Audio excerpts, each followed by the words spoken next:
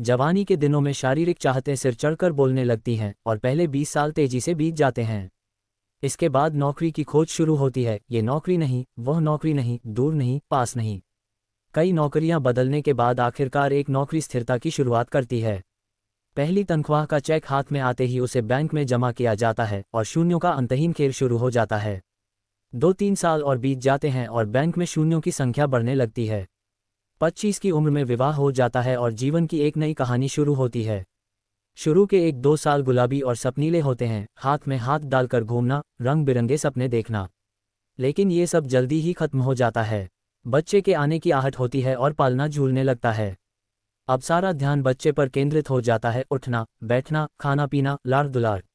समय कैसे बीत जाता है पता ही नहीं चलता। इस बीच हाथ एक दूसरे से छूट जाते हैं, बातें और घूमना फिरना बंद हो जाता है। बच्चा बड़ा होता जाता है और वह बच्चे में व्यस्त हो जाती है, जबकि मैं अपने काम में व्यस्त रहता हूँ। घर, गाड़ी की किस्त, बच्चे की जिम्मेदारी, शिक्षा, भविष्य की चिंता और बैंक में शून्यों की बढ़ती संख्या, इन सब में जीवन व्यस्त हो जाता है। 35 साल की उम्र में घर, गाड़ी, परिवार और बैंक में बढ़ते शून्य सब कुछ होते हुए भी एक कमी महसूस होती है। चिड़चिड़ाहट बढ़ती जाती है और मैं उदासीन हो जाता हूँ।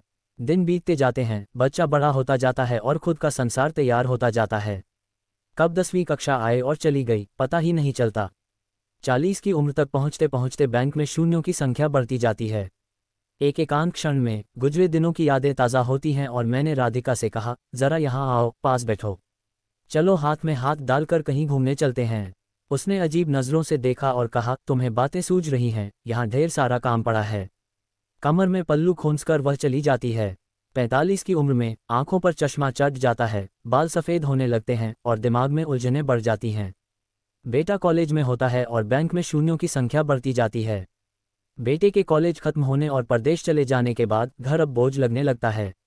55 की ओर बढ़ते हुए बैंक के शून्यों की कोई खबर नहीं होती। बाहर जाने आने के कार्यक्रम बंद हो जाते हैं। दवाइयों का दिन और समय तय हो जाते हैं। बच्चे बड़े हो जाते हैं और अब हमें सोचने की ज़रूरत होती है कि वे कब लौटेंगे। एक दिन सोफे पर बैठा ठंडी हवा का आनंद ले रहा था। राधिका पूजा में व्यस्त थी। तभी फ़ोन की घंटी बजी। बेटे ने बताया कि उसने शादी कर ली है और परदेश में ही रहेगा। उसने ये भी कहा कि बैंक के शून्यों को किसी वृद्धाश्रम में दे देना और खुद भी वहीं रहना। मैं सोफे पर आकर बैठ गया। राधिका की पूजा खत्म होने को आई थी। मैंने उसे आवाज़ दी, चलो आज फिर हाथ में हाथ डालकर बातें करते हैं। वह तुरंत बोली, अभी आए। मुझे विश्वास नहीं हुआ। चेहरा खुशी से चमक उठा, आंखें भर आई और आंसुओं से गाल भीग गए। लेकिन अचानक आंखों की चमक फीकी पड़ गई और मैं निस्तेज हो गया, हमेशा के लिए। उसने शेष पूजा की और मेरे पास आकर बैठ गई। बोलो, क्या बोल रहे थे? लेकिन मैंने कुछ नहीं कहा। उसने मेरे शरीर को छूकर देखा, ठंडा पड़ चुका था। मैंने उसकी ओर एकटक देखा। क्षण भर के लिए वह शून्य हो गई। क्या करूं? उसे कुछ समझ में नहीं आया। लेकिन 1-2 मिनट में ही वह चैतन्य हो गई। धीरे से उठी, पूजा घर में गई, एक अगरबत्ती जलाई, ईश्वर को प्रणाम किया और फिर से आकर सोफे पर बैठ गई। मेरा ठंडा हाथ अपने हाथों में लिया और बोली, चलो, कहाँ घूमने चलना है तुम्हें? क्या बातें करनी है तुम्हें? ऐसा कहते हुए उसकी आंखें भर आईं। वह एकटक मुझे देखती रही। आंसुओं की धारा बह निकली। मेरा सिर उसके कंधे पर गिर गया।